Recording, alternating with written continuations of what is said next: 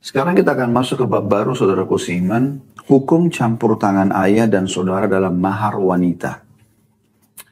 Tentu ada sebagian ayah atau sebagian orang tua, termasuk apalagi kalau ibu ikut campur dalam masalah ini. Mereka menjadikan anak itu sebagai sumber income. Dan ini keliru sekali. Ya, ini sangat keliru. Mereka tidak akan menikahkan anaknya kecuali harus bayar sekian puluh juta, sekian ratus juta. Dan ternyata anaknya pun tidak menikmati masalah itu. Tapi orang tuanya menjadikan sebagai sumber income. Dan ini keliru. Setiap orang tua ayah dan ibu harusnya berpikir nilai pahala yang dia dapatkan dengan menikahkan anaknya. Karena anak itu sendiri sebelum menikah sudah menjadi sumber amal jariah buat dia. Tambah lagi setelah menikah, maka berarti akan sangat terbuka ya, pintu pahala. Kalau Anda punya anak perempuan, dia berkhidmat dengan suaminya, maka orang tuanya panen semua pahala khidmat dengan suaminya itu. Begitu juga kalau Anda punya anak laki-laki, apapun yang diberikan kepada istrinya dari nafkah, dari perhatian, dari biologis, Anda juga panen pahala sebagai orang tua yang menjadi penyebab anak menikah. Plus lagi kalau mereka sudah punya keturunan, cucu Anda, cicit Anda, maka semua itu akan menjadi sumber pahala yang sangat besar. Itu harus menjadi skala prioritas pemikiran setiap orang tua. Dan bukan mereka jadikan ini sebagai ajang justru untuk mendapatkan uang. Ya. Ini kita sayangkan sekali. Dan ada sebagian orang tua bahkan yang menjadikan ini seperti sebuah tradisi, baik keluarga ataupun suku, di beberapa wilayah di Indonesia yang kami ketahui. Jadi ditanamkan kepada anaknya, kakak kamu itu kemarin dilamar dengan 30 juta. Maka kamu sebagai adik harusnya 40 juta. Kamu adiknya lagi harus 50 juta. Sekarang bukan zamannya lagi seperti dulu. 3 tahun yang lalu, sekarang sudah harus 70 juta. Sekarang sudah harus begini dan begitu. Akhirnya yang datang mungkin ada orang-orang soleh yang layak menjadi suami buat anak-anak kita. Ya, ataupun menjadi anak mantu yang baik. Karena dia beriman kepada Allah Azza wa Jalla, jadi wali-wali Allah. Lalu kemudian mereka mundur karena tidak mampu untuk membayar uang yang begitu besar. Dan beberapa bab yang lalu juga sempat kita singgung, bagaimana seharusnya orang tua itu justru terlibat dalam pembiayaan kalau perlu yang dibutuhkan oleh pernikahan anaknya. Jadi dia mencari anak mantu yang baik, kemudian orang tua membantu anaknya agar bisa melaksanakan pernikahan tersebut ya sebagai bentuk sedekah yang baik kepada anaknya. Kita akan bacakan apa yang ditulis oleh Syekh Abdullah. Ya. Beliau mengatakan hukum campur tangan ayah dan saudara dalam mahar wanita, itu judulnya. Lalu isinya adalah seorang ayah tidak boleh turut campur dalam mahar putrinya. Demikian juga seorang saudara dalam mahar saudarinya. Kecuali bila si putri atau saudarinya itu memberi persetujuan dari lubuk hatinya. Adapun orang yang memang tidak memiliki rasa malu atau tidak memiliki rasa takut sedikit pun, lalu ia mengambil harta milik putri atau saudarinya itu, maka hukumnya adalah haram. Haram, tidak boleh dijadikan sebagai tabungan, pendapatan pribadi, ya. Mengambil harta dengan mengandalkan kekuasaan dan kemampuan mengintimidasi adalah haram sekali. Dalilnya adalah berbagai nas dari kitabullah, dari Al-Quran, dan sunnah Rasulullah SAW yang melarang mengambil harta orang lain kecuali dengan kerelaan pemiliknya. Seperti misalnya firman Allah SWT dalam surah An-Nisa ayat 29. Yang berbunyi a'udzubillahi minasyaitonirrajim ya ayyuhalladzina amanu la ta'kulu amwalakum bainakum bil batili illa an takuna tijaratan an taradin minkum al-ayah, yang artinya hai orang-orang beriman, janganlah kamu saling memakan harta sesamamu dengan jalan yang batil kecuali dengan jalan perniagaan yang berlaku dengan suka sama suka di antara kamu.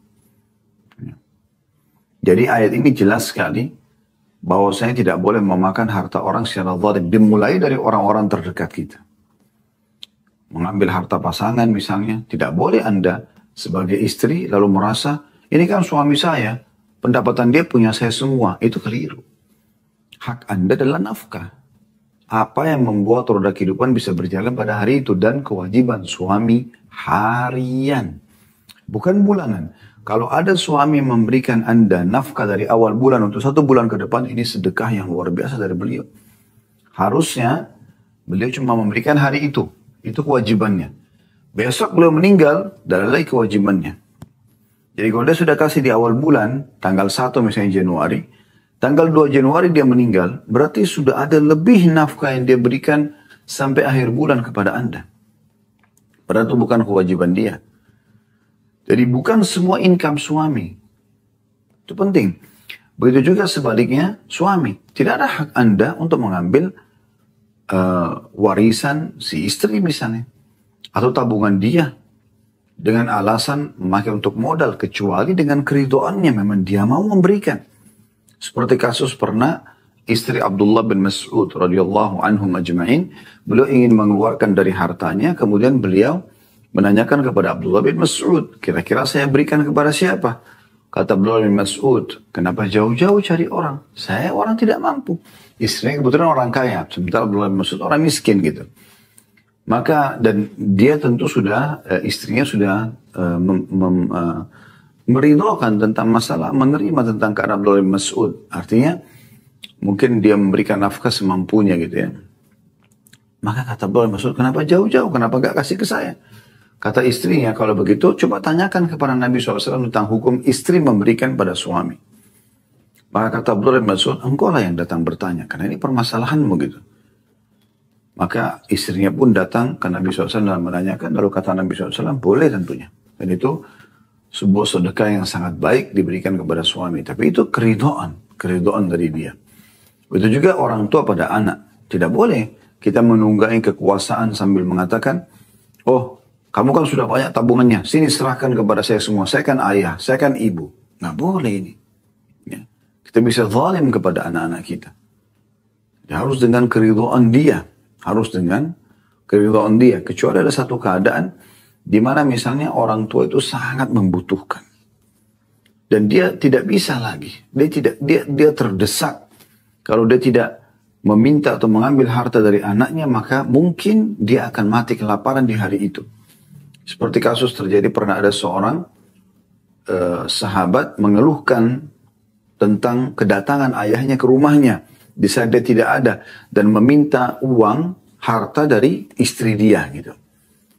Maka Nabi SAW mengatakan, anta wa malika li abik, kamu dan hartamu milik ayahmu. Artinya kondisi ayahmu mendesak untuk itu. Tapi bukan berarti si ayah sewenang-wenang mengecek setiap hari atau setiap bulan rekening anak ataupun si ibu lalu kemudian memaksa untuk mengambil harta yang ada di sana. Walaupun Anda posisi sebagai orang tua. Jadi dia akan menjadi halal harta-harta ini kalau pemilik hartanya sendiri ridho dengan itu.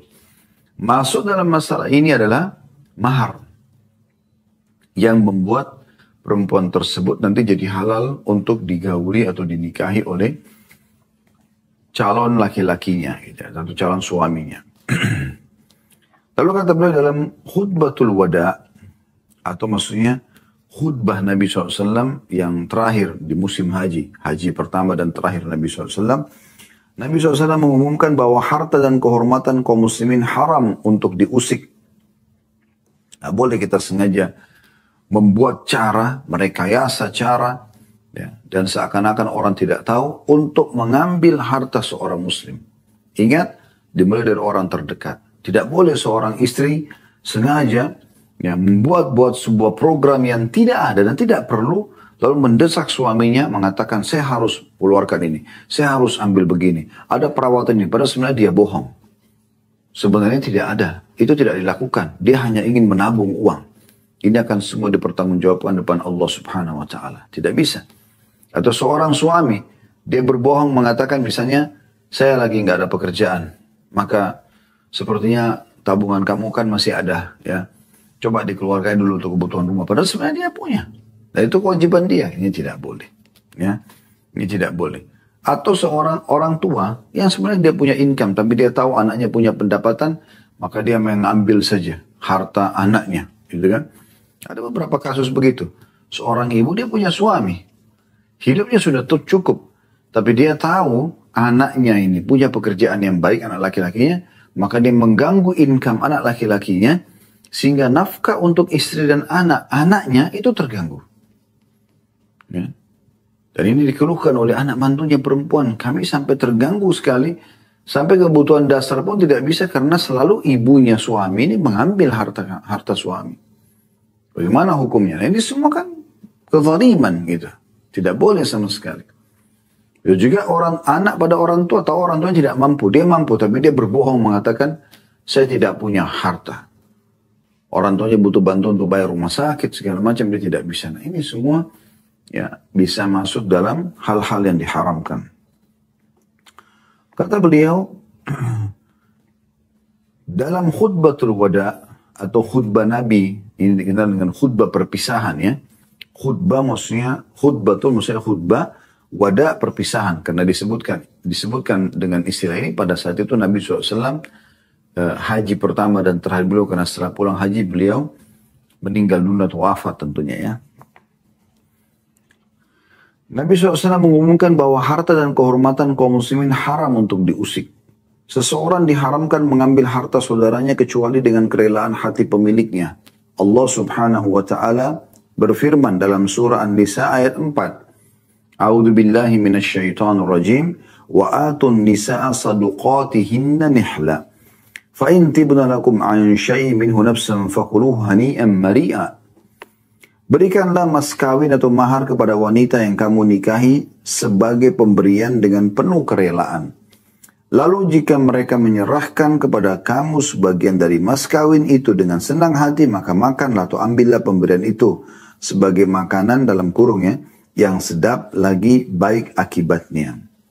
Ya, jadi seorang laki-laki yang melamar juga dia harus bukan tertekan memberikan mahar, tapi dia memberikan dengan kerelaan dirinya. Ya, kalau ada penentuan nilai tertentu bisa saja, tapi dengan syarat memang itu dibutuhkan atau memang sesuai kadarnya normal gitu, kadarnya normal. Ya, bukan dibuat-buat, Maka ini harus dengan kerelaan. Begitu juga pada saat setelah diberikan mahar, ternyata si istri mengatakan, ini ada mahar kemarin diberikan, sekian, kayaknya ada lebih, kita pakai sama-sama aja, mungkin kita bisa bayarin cicilan rumah, atau kendaraan, atau kita pakai safar umroh misalnya. Maka itu dengan kerelaan semua itu dibolehkan. Nah, ini yang Allah tekankan dalam ayat ini. Tapi secara garis besar, di sini dilarang mengambil harta seseorang tanpa keriduannya. Ya, maksud dalam di sini masalah mahar tadi, masalah mahar. Kata beliau, Allah Azza wa Jalla telah memerintahkan para suami untuk memberikan mahar kepada istri-istri mereka. Sementara bila si istri memberikan kelonggaran dan toleransi dengan hanya menerima sebagian mahar saja misalnya, haruslah dengan kerelaan hatinya. Yakni harus betul-betul rela. Dalam hal ini, suami sekalipun tidak memiliki dispensasi. Juga ayah, saudara, ataupun itu kesemuanya dalam hal ini sama saja. Yakni tidak boleh turut campur atau mengambil mahar tersebut. Ini hal yang mesti dititik beratkan. Kalau Anda bertanya, lalu kira-kira siapa yang menentukan mahar? Maka boleh didiskusikan antara pihak mempelai laki-laki dan mempelai perempuan. Kalau orang tua, wali wanita, orang tua, kedua belah pihak berdiskusi, berdialog dan mengembalikan setelah itu kepada kedua calon mempelai dan mereka setuju, gak ada masalah. Yang penting intinya semua dengan kerelaan hati. Dan tentu ini relatif ya. Relatif, tidak ditentukan jumlah secara khusus. Tidak ditentukan jumlah secara khusus. Tetapi di sini ada penekanan tentang kerelaan. Dan ini juga tergantung kondisi dan keadaan. Misal contoh, di satu komunitas keluarga kaya, ya, baik mempelai laki-laki atau mempelai perempuan, tentu bagi mereka misalnya, karena mereka punya puluhan miliar rupiah, bagi mereka memberikan mahar dengan 1 miliar misalnya, ya, itu kecil. Ada yang menikah dengan memberikan mahar uang cash 1 miliar, ada yang memberikan emas batangan, ada yang memberikan apartemen, 1 unit rumah, 1 unit mobil. Maka itu bagi mereka tidak ada masalah karena memang itu di pandangan mereka normal. Dan ini tidak bisa ditarik tolok ukurnya kepada orang yang menengah misalnya. Menengah misalnya mereka misalnya memberikan mahar dengan misalnya uang 5 juta rupiah. Ya, atau 20 juta rupiah misalnya. Ini menengah, ya. Mungkin dengan dia menambahkan emas sekian gram misalnya. Ada ke bawah beda. Dia hanya mampu memberikan seperangkat alat sholat misalnya. Tidak ada uang, gitu kan? Atau dia memberikan sebagian uang kecil, ya mungkin cuman 1 juta rupiah, 2 juta rupiah untuk menghalalkan. Yang jelas teman-teman sekalian, dalam masalah mahar ini juga perlu kita mengingat bahwasanya wanita yang paling sederhana maharnya, dialah yang paling banyak berkahnya. Karena ini bukan transaksi jual beli. Tapi ini adalah ibadah kepada Allah subhanahu wa ta'ala. Allah hanya memberikan syarat itu saja. Salah satu syarat pernikahan adalah adanya mahar. Jadi ditentukan sesuai dengan keridhaan diri. Jadi orang juga calon mempelai laki-laki memberikan dengan kerelaan dia. Ya. Calon mempelai perempuan juga yang menerima dengan kerelaan. Supaya semuanya ini penuh dengan berkah. Ya. Jadi bukan seorang laki-laki hanya memaksakan diri bekerja luar biasa setengah mati. Karena memang dia tidak bisa nikahi wanita yang dia sukai kecuali harus memberikan mahar sekian dan sekian. Nah ini jadi masalah tersendiri. Ya, subhanallah banyak sekali di lapangan kita temukan orang yang menikah teman-teman sekalian dengan mahar yang sederhana itu bahagia sekali rumah tangga mereka dibandingkan orang yang memaksakan diri berlebihan dan baru berjalan beberapa waktu sudah terjadi perceraian. Ya, jadi ini perlu digarisbawahi bahwasanya ini bukan transaksi jual beli tapi ini adalah ibadah dan kita menjalankan sunnah Nabi alaihi salatu wassalam dalam memberikan mahar kepada kaum wanita. Baik teman-teman sekalian, kita kembali membaca apa yang ditulis oleh Syekh Abdullah berhubungan dengan tidak bolehnya atau haramnya campur tangan ayah sebagai wali dalam mahar wanita. Demikian pula campur tangan saudara terhadap mahar saudarinya. Ya, atau siapapun yang menjadi wali ya di sini. Jadi mereka tidak boleh menjadikan sebagai ajang bisnis. Tapi ini adalah ibadah kepada Allah subhanahu wa ta'ala. Ingat, kalau Anda menjadi penyebab terjadinya satu perbuatan kebaikan, maka Anda akan panen pelaku atau orang-orang yang melaksanakan kebaikan tersebut. Misalnya Anda jadi penyebab dan Anda mudahkan pernikahan, transaksi jual beli, ya apa saja, ya silaturahim keluarga, memperbaiki hubungan yang retak sehingga menjadi baik lagi, maka semuanya itu akan membuat Anda panen pahala yang sangat melimpah setelah itu tentunya ya, setelah mereka atau terjadi perbaikan-perbaikan. Nah ini poin yang harus menjadi inti pemikiran setiap orang yang ingin menjadi atau meraih pahala dari perbuatan baik yang dia tunjukkan atau dia menjadi penyebabnya. Di antaranya pernikahan anak di sini. Dan tidak boleh sekali lagi seseorang menunggangi keadaan-keadaan seperti ini untuk mengambil faidah-faidah. Ya, jadi ini masalah bahasanya panjang ini. Kata beliau, sementara yang biasa dilakukan oleh sebagian orang yang bercita-cita rendah, lagi tamak hati dengan mengambil mahar-mahar milik saudari atau kerabatnya. Ini jelas perbuatan haram menurut syariat. Ini menunjukkan betapa kerdilnya jiwa dan betapa diri mereka kosong dari kehormatan sehingga pemiliknya menjadi hina dan dina. Ya, karena semua harus dinilai dengan duit. Semua harus dinilai dengan uang. Maka ini susah. Setiap kali ketemu orang yang dia pikir, saya dapat keuntungan apa dari orang ini secara finansial. Jadi tidak ada pikiran tentang masalah ukhrawiyahnya. Padahal kita harus dahulukan ukhrawiyah, urusan dunia itu cuma nyusul. Ingat, siapa yang mengejar akhirat, dunianya ikut. Dan siapa yang mengejar dunia, akhiratnya luput. Ya. Kata beliau, mereka telah memakan uang haram dan batil. Mereka seolah memberitahukan sendiri bahwa hati mereka itu keras. Ya. Karena wanita adalah makhluk yang lemah jiwa dan akalnya. Maka seyogyanya ayahnya menjaga jangan sampai perasaannya terusik atau hatinya terluka. Karena ia akan keluar dari rumah orang tuanya ke rumah sang suami. Ia akan pindah dari keluarganya menuju keluarga suaminya. Saat pertama kali pindah bisa jadi perasaannya masih sungkan. Dan bisa saja juga si suami sekarang merasa, oh waktu saya mau nikah ini saya dipaksa nih harus bayar sekian. Maka mungkin ada orang yang juga kurang imannya ya, atau belum terlalu kenal tentang masalah keislaman dan agama, akhirnya mereka justru membalas dendam ke istrinya sekarang karena perbuatan orang tua si wanita tadi. Nah, ini jadi masalah. Kata beliau, karena itu Allah Azza wa Jalla memperhatikan kondisi hatinya dengan memberinya hak menerima mahar sebagai kompensasi dari kenikmatan yang dia akan berikan kepada suaminya, di samping suami juga akan memberikan kenikmatan buat dirinya. Itu sungguh merupakan rahmat dari Allah Azza wa Jalla kepada kaum wanita yang lemah. Orang yang bercita-cita tinggi pasti akan mengikuti ajaran Robnya. Di sini tentu kalau para akhwat kita jangan tersinggung dengan dikatakan kaum wanita yang lemah. Maksudnya di sini bukan lemah secara fisik ya, tapi kondisi yang membuat dia kondisinya lemah. Sebelum nikah dia bergantung pada ayahnya. Setelah menikah dia bergantung pada suaminya.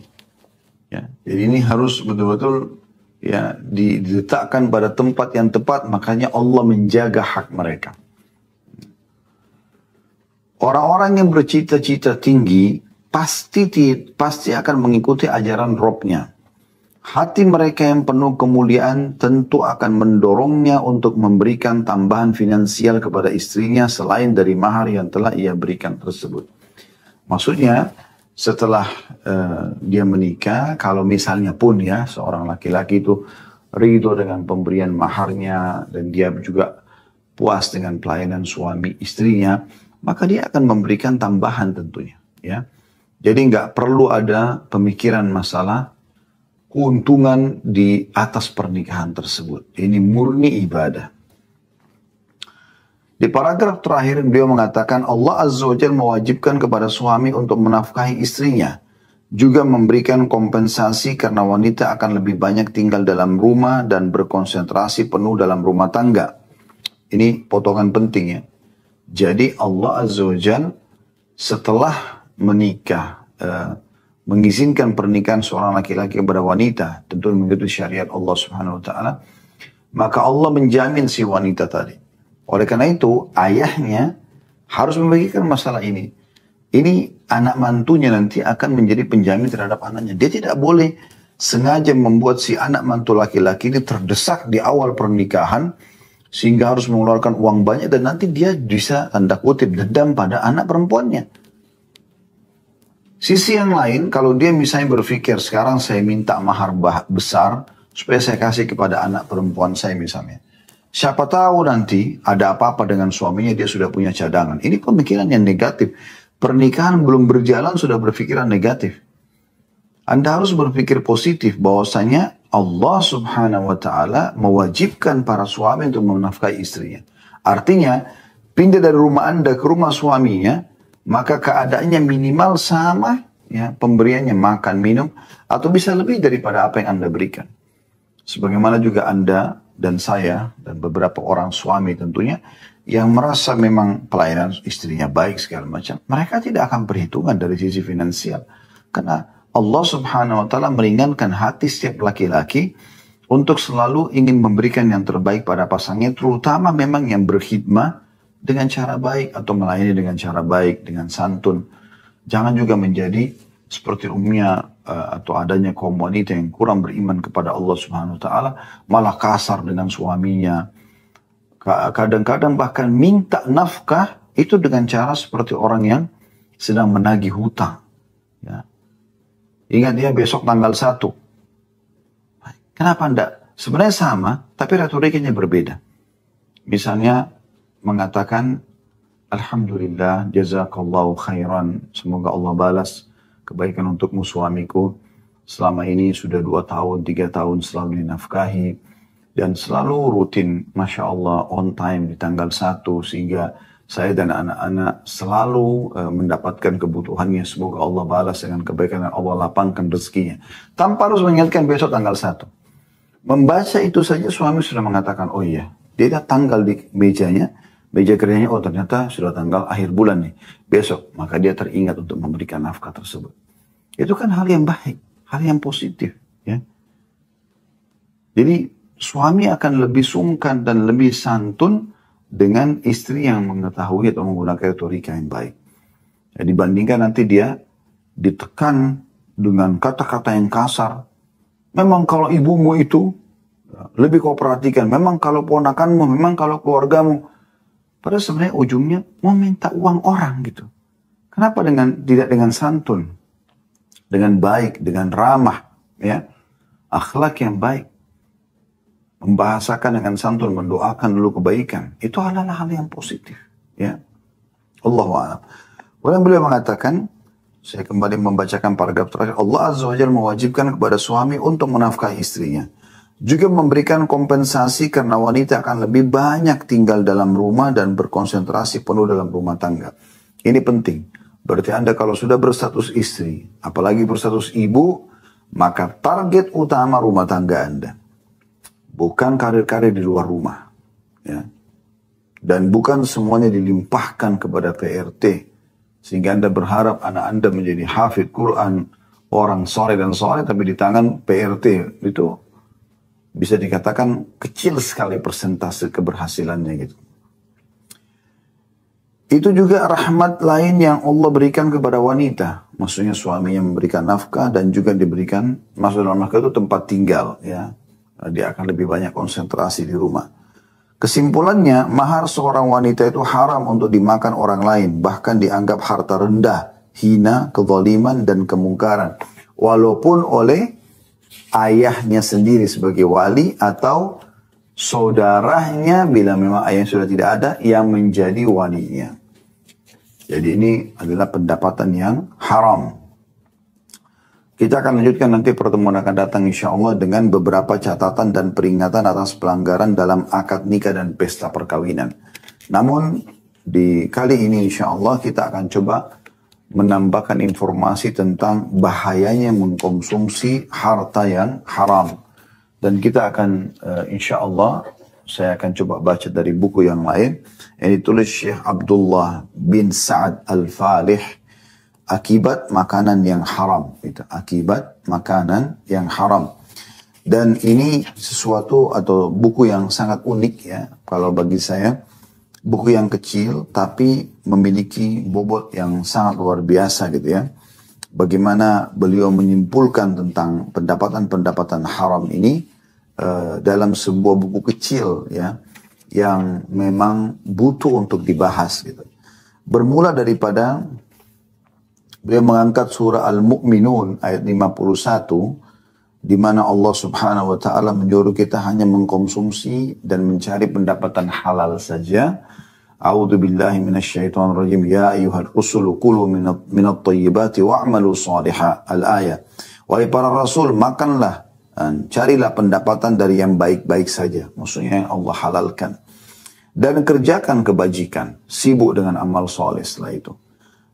Juga beliau mengatakan dalam mengangkat surah Al-Baqarah ayat 172 yang berbunyi, A'udzu billahi minasyaitonir rajim. Ya ayyuhalladzina amanu kulu min thayyibati ma razaqnakum.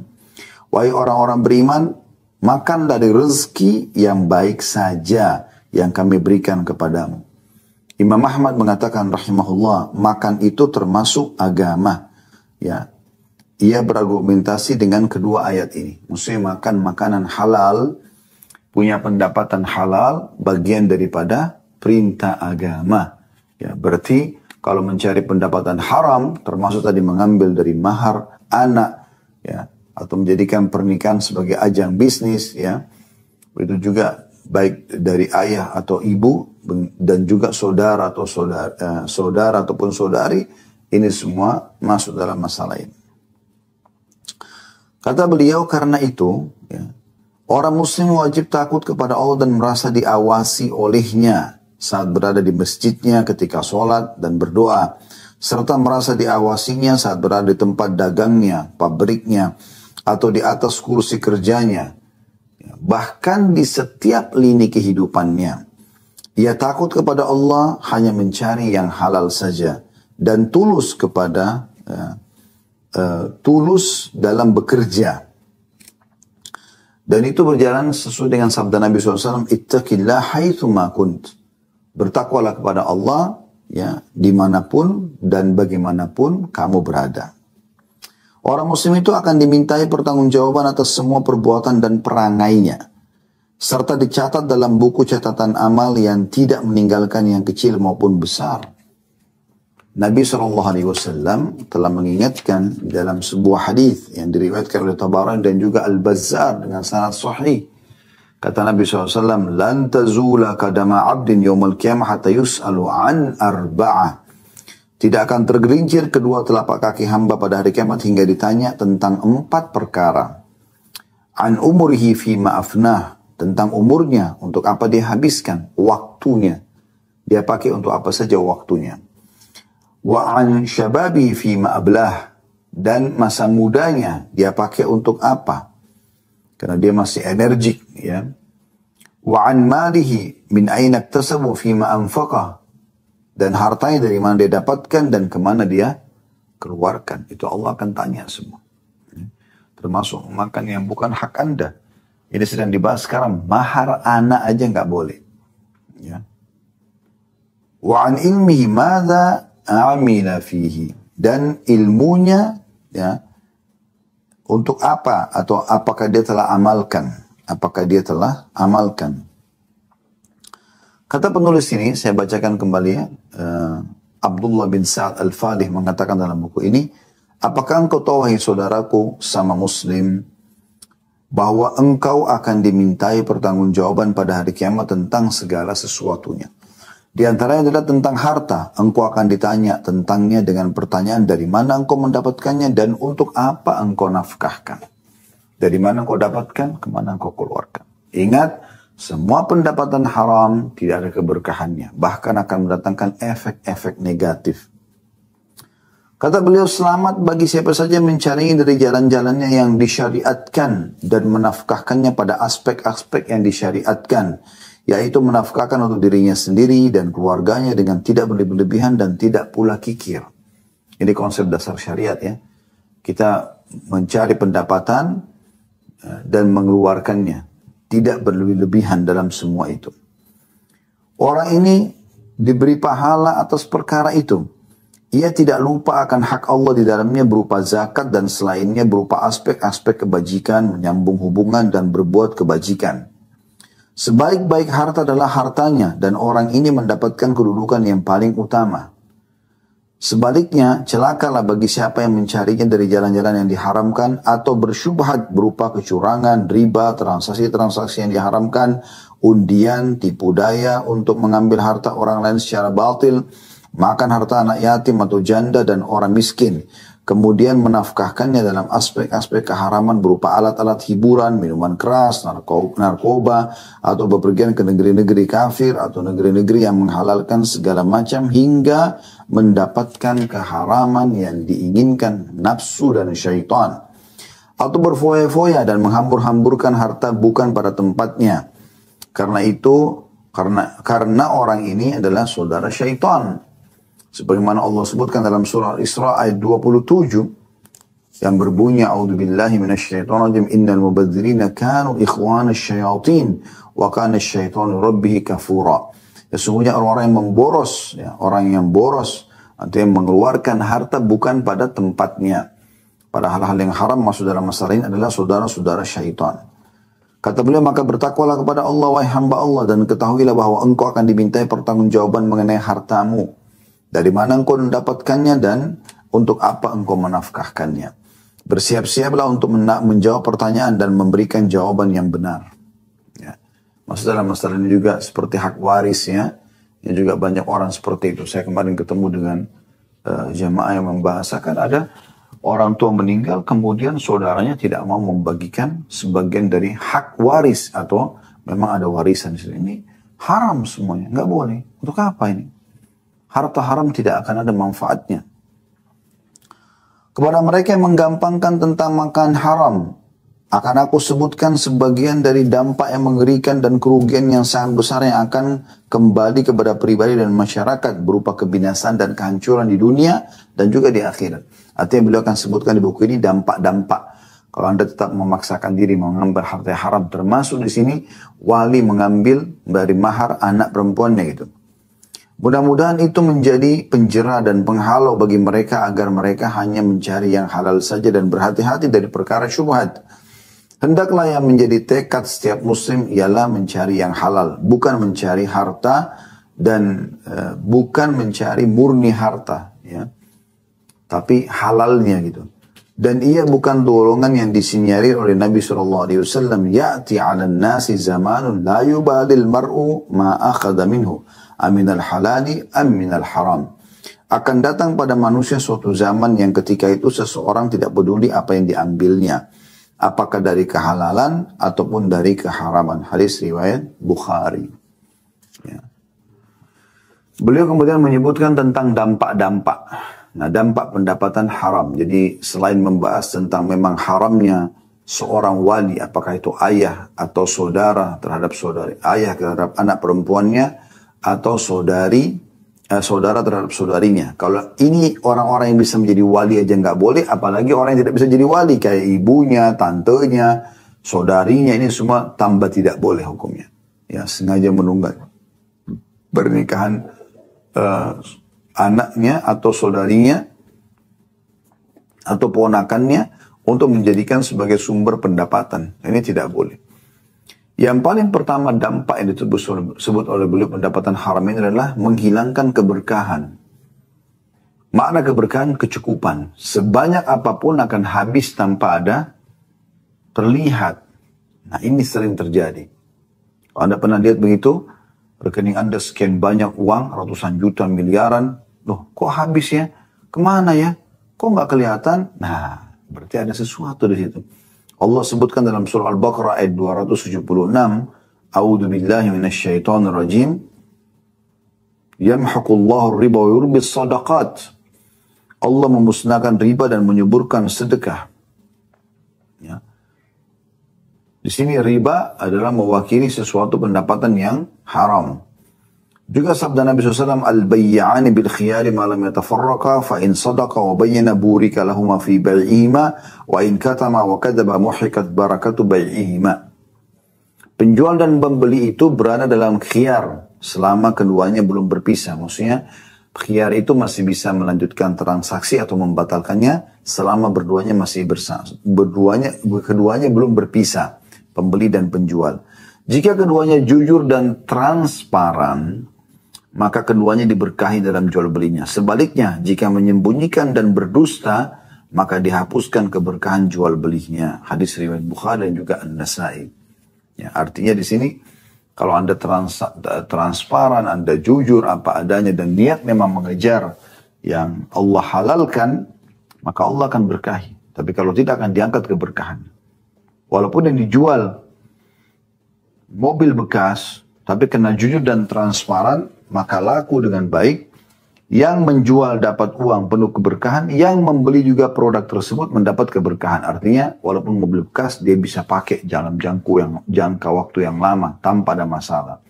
Sebaliknya kalau mereka bohong dan berdusta atau bahasa lainnya bohong, dan tidak transparan, maka Allah mengangkat keberkahannya. Walaupun laku, maka mobil itu akan bermasalah, uang yang diambil juga tidak terlihat, ya, dipakai untuk apa saja. Maka ini ada efek ini yang banyak orang tidak lihat, ya.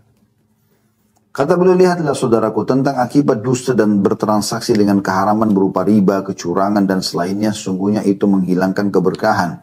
Siapa yang melakukan kecurangan dan menyembunyikan cacat barang karena menginginkan keuntungan lebih, maka ia dihukum dengan kebalikan tujuannya, yaitu bila hilang keberkahan harta yang diambilnya. Jadi nggak akan pernah ada kecukupan gitu. Yaitu hilang keberkahan harta yang diambilnya. Meskipun bertambah secara kuantitas, tapi tiada keberkahan di dalamnya. Dan ia didera musibah, petaka, penyakit atau suatu peristiwa. Lalu ia membelanjakan harta tersebut untuk mengatasi musibah yang menimpahnya. Jadi kadang-kadang orang gitu lupa, dia ambil uang sekian miliar, oh dia untung nih. Dia telah mengambil dari mahar anaknya, atau dari calon anak mantunya dia tekan misalnya, atau dia mengambil dari hak waris, atau dia mengambil dari kantornya, atau dia mengambil dari sebuah proyek, apalah ya, yang bukan haknya. Maka dia pikir dia akan untung dari situ. Padahal sebenarnya Allah subhanahu wa ta'ala akan membuat nanti dia ditimpa sebuah penyakit, wa na'udzubillah, dan harta itu habis untuk membiayai penyakitnya saja. Itu banyak sekali terjadi ya. Namun jika dia jujur dan menjelaskan cacat barang serta tulus kepada saudaranya sama muslim, maka harga barang itu menjadi sedikit. Tapi Allah Ta'ala memberkahi harta tersebut. Banyak orang pada masa sekarang mengeluhkan sedikitnya keberkahan harta padahal hartanya banyak. Dan kata Nabi SAW, Al-halifu munafiqatun lis-sil'ati mumhikatun lil-baraka. Hadis riwayat Bukhari. Sumpah untuk melariskan barang dagangan, ya sumpah itu bisa melariskan barang dagangan, tetapi menghilangkan keberkahan. Bersumpah, yaitu bersumpah atas jual beli. Dan ini tidak boleh. Memang dapat melariskan barang dagangan, yaitu terjual dengan harga yang mahal atau banyak, tapi tidak ada keberkahan pada harta tersebut. Lalu apa gunanya? Banyak pebisnis, kata beliau, pada masa sekarang mengalami kebangkrutan dan hutang mereka menumpuk tidak lain karena sebabnya muamalah yang diharamkan, terutama transaksi riba. Semoga Allah lindungi kita. Tentu ini beliau membahas secara umum ya tentang harta haram. Tapi yang kita titik beratkan memang harta haram sangat luas bahasanya. Di antaranya bahasan tentang masalah kita mengambil hak harta orang lain secara batil. Doa juga yang kedua, dampaknya doa tidak dikabulkan. Beranjak daripada hadis Nabi SAW yang beliau ucapkan kepada sahabat yang mulia Sa'ad bin Abi Waqqas radhiyallahu anhu, Ya Sa'adu, atib mat'amaka takun mustajab ad-da'wah. Wahai Sa'ad, perbaikilah makananmu, niscaya doamu terkabulkan. Hadis riwayat Tabarani. Dalam hadis juga Nabi SAW bersabda, وَقَدْ ذَكَرَ رَجُلُ يُطِيلُ السَّفَرَ أَشْأَثَ أَكْبَرَ يَمُدُّ يَدَيْهِ إِلَى السَّمَاءِ يَا رَبِّي يَا رَبِّي وَمَطْعَمُهُ حَرَامٌ وَمَشْرَبُهُ حَرَامٌ وَمَلْبَسُهُ حَرَامٌ وَغُذِيَ بِالْحَرَامِ فَأَنَّ يُسْتَجَابُ لِذَلِكَ. Sungguh beliau SAW menyebutkan orang yang menempuh perjalanan panjang dalam keadaan rambutnya kusut, tubuhnya berdebu, dan dia mengangkat kedua tangannya seraya mengatakan, wahai Tuhanku, sementara makanannya haram, minumannya haram, pakaiannya haram, dan diberikan makanan dari yang haram, maka bagaimana bisa doanya dikabulkan? Kata beliau, perhatikanlah, semoga Allah merahmatimu wahai saudaraku, pengaruh makan haram dalam menghalangi terkabulnya doa. Apa daya seseorang ketika sebab-sebab langit terputus darinya? Ya, dia lagi sakit, butuh doa, dokter sudah angkat tangan. Dia lagi kredit utang, semua orang sudah menagih dan tidak lagi keluarga, orang dekat yang bisa membantunya. Dari mana dia bisa mendapatkan? Kecuali dari Tuhannya. Ya. Maka tertutup karena ada makanan-makanan haram yang didapatkan. Ia mengangkat kedua tangannya ke langit saat sedang sakit, mengharapkan kesembuhan dari penyakitnya. Saat ia berada dalam kesusahan dan mengharapkan kelapangan darinya. Dan saat ia berada dalam duka yang mengharapkan kelapangan darinya, ia mengangkat kedua tangannya dengan mengiba kepada Rabb-nya agar dihilangkan kesusahannya dan dilapangkan dari kesedihannya, sedang pintu-pintu langit ditutup karena ia makan haram. Maka bagaimana mungkin doanya akan dikabulkan? Andai kata tidak ada keharaman kecuali kerugian ini saja, doa tidak diijabah, niscaya ini sudah cukup atau bisa menjadi penjera dan penghalau terbesar untuk tidak makan yang haram. Kata beliau, oleh karena itu perbaikilah makananmu, niscaya doamu dikabulkan. Dan janganlah tutup pintu-pintu langit dengan makan keharaman. Karena engkau butuh kepada Rabb-mu. Karena engkau butuh kepada Rabb-mu. Kemudian selanjutnya kata beliau, ada riwayat yang lain menyebutkan tentang masalah diangkatnya keberkahan ya. Ini ditambahkan tadi ke poin yang pertama, tadi saya belum sempat bacakan. Dalam Musnad Imam Ahmad dikatakan, kata Nabi SAW, la yaktasibu abdun malan min haramin fayunfiku minhu fayubaraka lahu fi, wa la yatasaddaqu bihi fayuqbalu minhu, wa la yatruku khalfa dhahrihi illa kana zadahu ila an-nar. Inna Allah azza wa jalla la yamhu as-sayyi'a bis-sayyi'i walakin yamhu as-sayyi'a bil hasan, innal khabitha la yamhu al-khabith. Ya, Artinya, tidaklah seorang hamba mencari harta dari keharaman lalu menafkahkannya dengan diberi keberkahan. Jadi kalau dia pakai harta haram, tidak akan ada keberkahannya, tidak akan ada kelihatan ya hasilnya. Dan tidaklah menyedekahkannya lalu diterima sedekahnya. Serta tidaklah yang meninggalkannya di belakang punggungnya, melainkan ia semakin menambahnya ke neraka. Sesungguhnya Allah tidak menghapus keburukan dengan keburukan, tapi menghapus keburukan dengan kebaikan. Sesungguhnya keburukan tidak akan menghapus keburukan yang lainnya. Ya. Abdullah bin Mas'ud mengatakan, Abdullah bin Umar radhiyallahu anhu mengatakan, ini kata-kata luar biasa. Sungguh menolak 1/6 dirham dari keharaman. 1/4 dirham. Jadi kalau Anda punya 1.000 rupiah dibagi lagi 4, 250 rupiah saja. Menolak sumber haram yang sekecil itu lebih baik daripada 100.000 dirham yang dinafkahkan di jalan Allah. Jadi menolak jumlah yang kecil, misalnya 250 rupiah yang haram, ini kita tahu ini haram kayaknya, udah saya nggak mau tinggalkan. Itu lebih besar pahalanya dan lebih mulia di sisi Allah daripada orang berinfak dengan ratusan kali lipat dari jumlah itu. Misalnya dia berinfak dengan 10 juta rupiah. Menolak sedikit yang haram masih lebih afdal.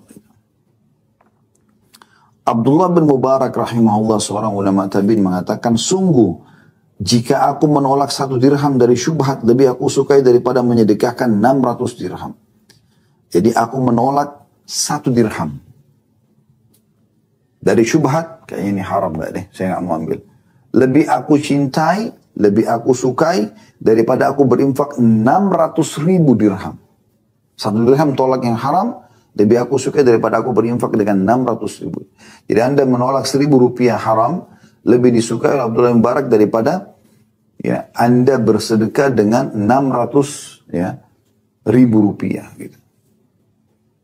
Jadi itu bagaimana mereka luar biasa menjaga ya pendapatan-pendapatan mereka ini. Yang ketiga, bisa merusak hati seseorang pendapatan haram itu. Sebagaimana sabda Nabi SAW, ala inna fil jasadi mudgha, idha salahat salahal jasadu kullu, wa idha fasalat fasalal jasadu kullu, ala wahiyal qalbu. Ingatlah bahwa dalam tubuh terdapat segumpal daging. Jika dia baik, maka seluruh tubuh menjadi baik, dan jika rusak, maka seluruh tubuh akan menjadi rusak. Ketahui itu adalah hati. Hadis riwayat Bukhari Muslim. Ibnu Hajar berkata tentang hadis ini, rahimahullah, di dalamnya terdapat peringatan supaya mengagungkan nilai hati dan menganjurkan supaya memperbaikinya, serta mengisyaratkan bahwa penghasilan yang baik memiliki dampak.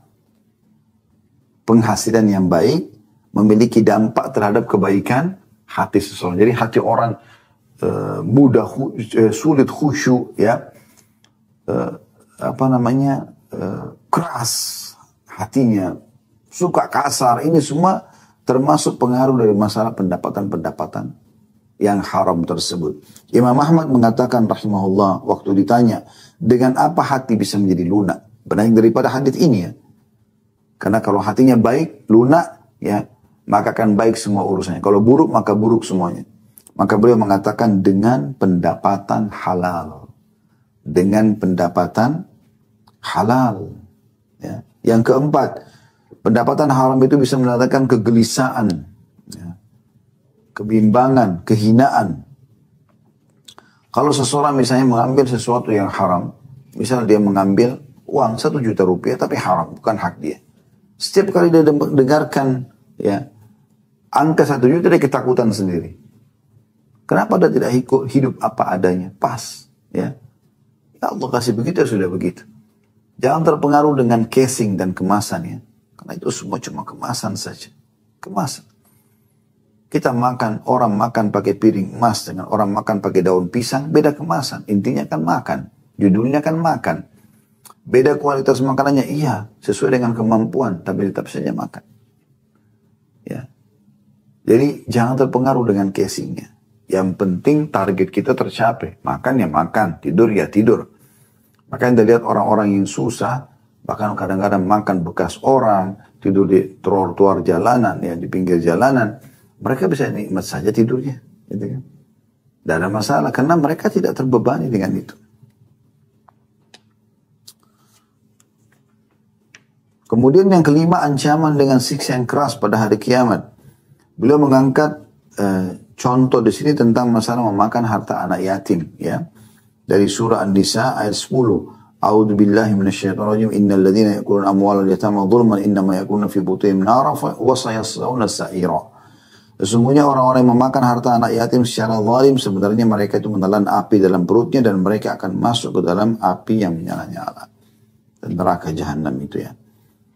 Jadi maksudnya di sini orang makan harta anak yatim maka akan disiksa dengan api neraka. Dan umumnya itu khususnya umumnya semua harta haram membawa kepada siksa, ya. Karena ada hadis Nabi SAW dalam hadis Tabarani, ayyuma lahmin nabata min suhtin fannaru awla bihi.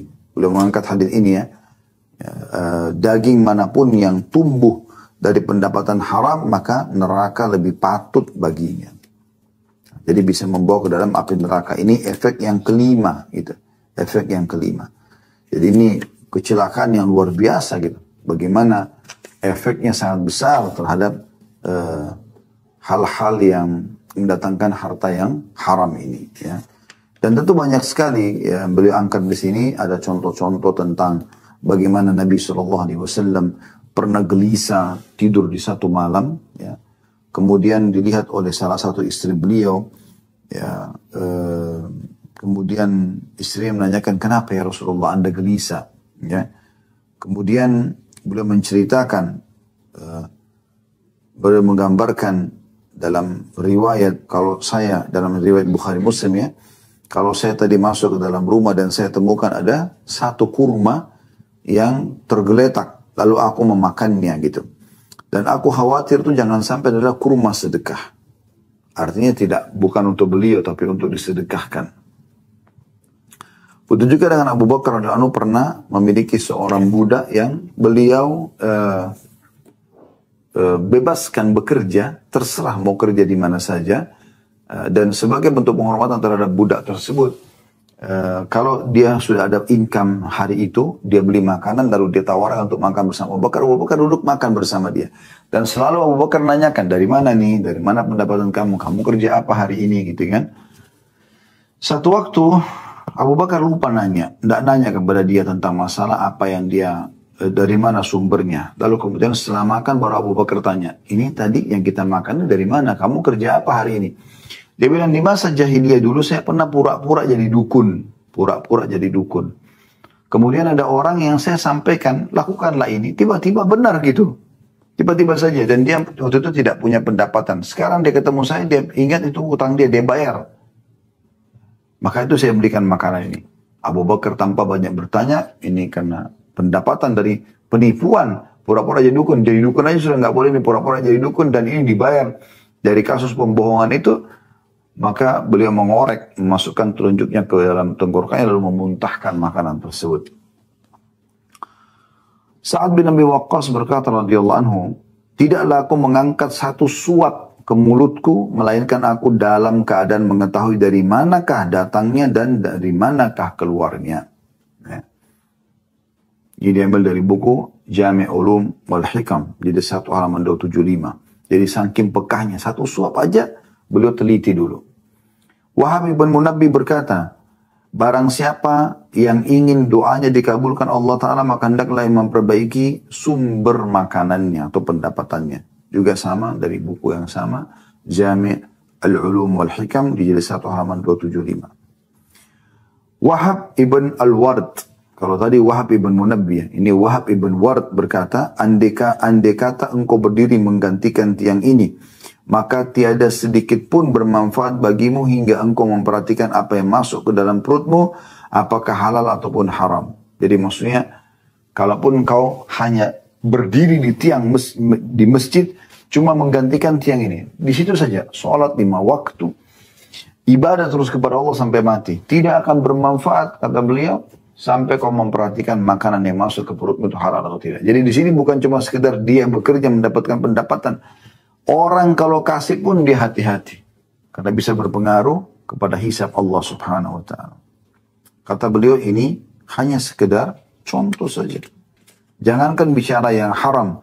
Bicara yang syubhat saja sudah cukup ya untuk membuat seseorang hati-hati. Karena beranjak daripada hadis Nabi SAW yang beliau angkat di hadis ya yang berbunyi kata Nabi SAW, "Man ittaqa syubhati istabra'a lidini wa irdihi wa man waqa fi syubhati waqa fil haram." Hadis yang masyhur ya. Barang siapa meninggalkan perkara-perkara syubhat, samar-samar, halal enggak ya, boleh enggak ya, dia tinggalkan, maka ia mencari ya kebebasan untuk agamanya dan kehormatannya. Dia telah menyelamatkan agamanya dan kehormatannya. Dan siapa yang jatuh dari perkara syubhat, maka ia jatuh ke dalam yang haram. Inilah hakikat takwa, patuh kepada Allah SWT. Umar bin Abdul Aziz berkata, takwa kepada Allah bukan hanya berpuasa di siang hari, atau sholat malam, atau mencampur keduanya. Siang hari puasa, malam harinya sholat malam. Tapi takwa sebenarnya, puncaknya adalah, ia meninggalkan apa yang diharamkan Allah dan melaksanakan apa yang diwajibkan Allah. Barang siapa yang dikarunia kebaikan setelah itu, maka itu adalah kebaikan yang ditambahkan di atas kebaikan dia. Dan tidak boleh teman-teman kita merekayasa ya. Karena ini bahaya sekali. Perhatikan bagaimana peringatan Nabi SAW tentang sikap kaum Yahudi. Lalu Anda bisa tarik kepada lini kehidupan Anda sehari-hari ya. Hadis ini riwayat Bukhari. Kata Nabi SAW, Qatalallahu al-Yahuda lamma harramallahu alaihim syuhumaha jamaluhu thumma ba'uhu fa'aqaluha. Semoga Allah membinasakan kaum Yahudi. Ketika Allah mengharamkan kepada mereka lemak bangkai, mereka menyiasatinya, kemudian mereka menjualnya lalu memakan harganya. Ya, jadi artinya orang-orang Yahudi ini tidak boleh makan lemak pada saat itu. Maka mereka merekayasa, mencairkannya, menjadikannya sebagai minyak, lalu mereka jual dan mereka tetap ambil. Dengan alasan, kan sudah bukan lemak lagi. Nah, padahal sebenarnya dasarnya sudah jelas. Maka ini dilaknat oleh Allah subhanahu wa ta'ala. Ya. Dan cukup banyak di akhir buku ini beliau menyebutkan tentang contoh-contoh yang bisa diambil pelajaran. Orang-orang kadang-kadang merekayasa keadaan-keadaan sehingga akhirnya mereka masuk dalam hal-hal yang haram. Gitu ya. Tinggal yang terakhir teman-teman sekalian, ada beliau angkat yang sangat menarik, yaitu bagaimana orang yang diuji dengan harta haram bisa membebaskan diri dan bertobat kepada Allah. Ya. Jadi ditiberatkan taubat nasuha itu ya, dengan 3 syarat, yaitu meninggalkan dosa itu, tidak lagi melanjutkan, menyesali dan juga berjanji sama Allah, tidak mengulanginya. Ya, ini kalau berhubungan dengan hak Allah. Ditambah kalau hak manusia, Anda pernah mengambil harta orang lain, Anda pernah memukul orang lain, maka ini harus Anda merusak citra orang lain dengan ghibah dan fitnah, maka Anda taubatnya ditambah syarat yang keempat. Selain meninggalkan dosa itu, menyesali dan juga janji sama Allah tidak akan mengulanginya, ditambah yang keempat, Anda memperbaiki nama dia kalau Anda pernah merusak nama baiknya, Anda meminta kehalalannya kalau Anda pernah mengambil harta, atau Anda mengembalikan, atau Anda kisos ya, kalau Anda pernah menyakiti fisiknya, minta supaya dia maafkan, atau kalau tidak dia lakukan hal yang sama kepada Anda. Kalau Anda akan ada hisab pada hari kiamat nanti. Makanya hadis Nabi SAW yang sangat masyhur ya, dia tutup dengan ini, hadis yang diriwayatkan oleh Imam Muslim, kata Nabi SAW, atadruna manil muflis, atadruna mal muflis. Apakah kalian tahu siapa orang yang bangkrut itu? Qalu al-muflisu fina man la dirham lahu wala mata'. Maka mereka menjawab para sahabat, orang-orang yang bangkrut di antara kami adalah orang-orang yang tidak memiliki dirham dan juga perkakas. Faqala innal muflisa min ummati ya'ti yawmal qiyamati bi salatin wa siyamin wa zakatin. Bukan itu kata Nabi SAW. Orang yang bangkrut sebenarnya dari umatku ialah orang yang datang pada hari kiamat membawa lengkap pahala solat, puasa dan zakat. Wa ya'ti wa qad syatama hadha. Tapi dia juga datang dalam membawa pernah mencaci maki orang yang ini, wa kadzafa hadza, dan menuduh orang yang ini, wa akala mala hadza, dan memakan harta orang yang ini, wa safaka dama hadza, dan menumpahkan darah orang yang ini. Maksudnya orang-orang yang datang pada hari kiamat semua ini ya, yang pernah dia caci maki, yang pernah dia tuduh, yang pernah dia ambil hartanya, yang pernah dia tumpahkan darahnya. Wa daraba hadza, dan pernah memukul orang yang ini. Fayu'ta hadza min hasanatihi wa hadza min hasanatihi. Maka pahalanya pun dibagi-bagi kepada orang-orang tersebut. Fa in faniyat hasanatuhu qabla an yuqdama alaihi, kalau seandainya sudah habis pahalanya dibagi-bagi, sementara belum selesai perkara dia dengan orang-orang yang menuntut tadi, ukhidha min khatayahum, maka akan diambil dosa-dosa mereka, faturihat alaihi thumma turiha finnar, maka akan dibebankan kepada dia, lalu dia pun dicampakkan ke dalam api neraka. Jadi orang lain yang berzina, dia yang tanggung. Orang lain yang beriba, membunuh, maka dia yang tanggung. Kenapa? Karena dia melakukan kezaliman. Lalu kemudian pahalanya dibagi-bagi. Dia sudah setengah mati sholat, dia zakat, dia melakukan ketaatan-ketaatan, habis diambil oleh orang-orang yang telah dia zalimi. Maka hati-hati sekali, teman-teman. Ini diangkat oleh beliau, dan beliau juga mengangkat ayat firman Allah SWT sebagai penutup dalam surah Al-Baqarah ayat 281. A'udzu billahi minasyaitonir rajim, wattaqu yawman turja'una fihi ila Allah thumma tuwaffa kullu nafsin ma kasabat wa hum la yudhlamun. Maka takutlah pada hari ketika kamu semua dikembalikan kepada Allah, kemudian setiap orang diberi balasan yang sempurna sesuai dengan apa yang telah dilakukannya, dan mereka tidak dizalimi sedikit pun. Juga saya tambahkan hadis Nabi SAW yang berbunyi, teman-teman sekalian, ya, siapa yang punya sangkutan permasalahan dengan saudaranya, selesaikan sekarang. Di dunia ini, mumpung ada kesempatan.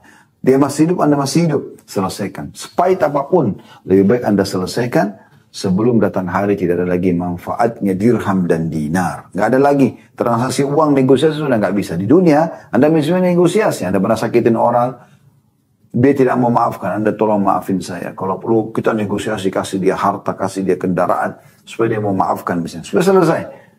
Karena kata Nabi SAW, nanti datang hari tidak ada lagi manfaatnya dirham dan dinar. Tidak ada lagi rupiah, dolar, real, tidak ada lagi manfaatnya semua. Ya, euro dan seterusnya. Maka kata para sahabat, ya Rasulullah, memang apa nanti di sana? Kata Nabi SAW, pahalamu atau dosa dia? Dikasih pahalamu dulu, kalau udah habis dosa mereka akan ditimpakan kepadamu. Dan ini hal yang berbahaya. Ya, dan kalau Anda mengatakan, kan Ustaz ini bahasanya tentang mahar Ustaz. Tentang ayah atau ibu yang mengambil mahar anaknya, ya, atau sengaja memahalkan sehingga jadikan sebagai transaksi jual beli, kemudian atau saudaranya kepada saudarinya, maka jawaban kami, iya, tetap saja itu pendapatan haram. Bukankah Allah mengatakan dalam Al-Quran, A'udzu billahi minasyaitonir rajim, yauma yafirru mar'u min abihi wa ummihi wa abihi, pada hari kiamat nanti orang lari dari ayahnya dan ibunya, wa sahibatihi wa bani, dari pasangan hidup dan anak-anaknya, likulli imri'in minhum yawma idzin sya'nun yughni, pada hari itu orang ingin menyelamatkan dirinya masing-masing. Maka hati-hati saudaraku, ini poin penting yang harus diperhatikan. Allah